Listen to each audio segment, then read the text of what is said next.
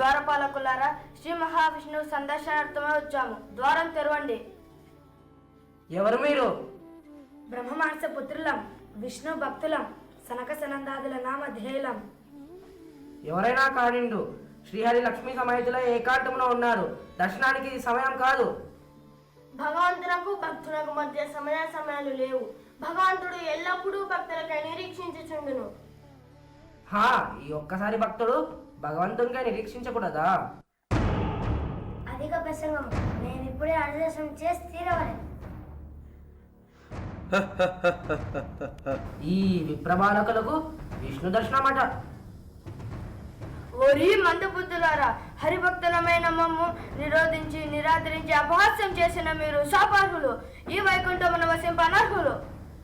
కామ క్రోధ లోభములచే పీడితులై భూలోకంలో రాక్షసులై జన్మితుగాక. హే భక్తవత్సల, వైకుంఠవాస, నమో నమః, నమో నమః.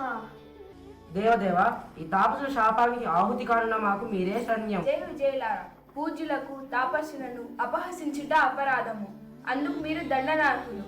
మహర్షుల శాపం అమోఘం, అనివార్యం, అనువయింపక తప్పదు.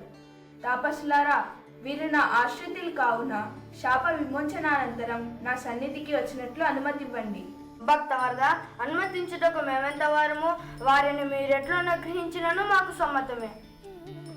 నాకు హితుల 7 జన్మముల తర్వాత కానీ, నాకు విరోధులై 3 జన్మముల తర్వాత కానీ మరలా మీరు ఇచ్చటకి తిరిగి రాగలరు.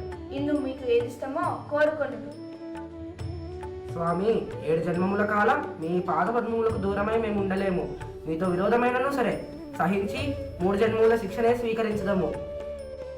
3 జన్మల కాలము మీతో విరోధమా? నాకు విరోధులైనను సర్వదా నన్నే స్మరించుచుండగలరు. మొదటి జన్మమున దితి గర్భమున హిరణ్యాక్ష హిరణ్య కశిపులు గాను, 2వ జన్మమున రావణ కుంభకర్ణులు గాను, 3వ జన్మమున శిశుపాల దంత భక్తుల గలరు. భూలోకమున జన్మించి సర్వదా నన్నే స్మరించుచు నాచే హతుల గుట్ట వలనే ముక్తిని పొంది తిరిగి వైకుంఠంను చేరగలరు. ధన్యోస్మి ప్రభు, ధన్యోస్మి.